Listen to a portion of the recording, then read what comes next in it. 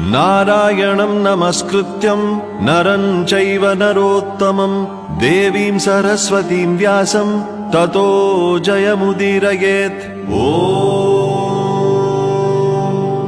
अथ सकल सौभाग्यदायक श्री विष्णु सहस्रनाम स्तोत्रम्। शुक्लांबरधरं विष्णुं शशिवर्णं चतुर्भुजं प्रसन्नवदनं ध्यायेत् सर्वविघ्नोपशान्तये। यस्य द्विरदवक्त्राद्यः पारिषद्यः परशतं विघ्नं निघ्नन्ति सततं विश्वक्सेनं तमाश्रये। व्यासं वसिष्ठनप्तारं शक्तेः पौत्रमकल्मषं पराशरात्मजं वन्दे शुकतातं तपोनिधिं। व्यासाय विष्णुरूपाय व्यासरूपाय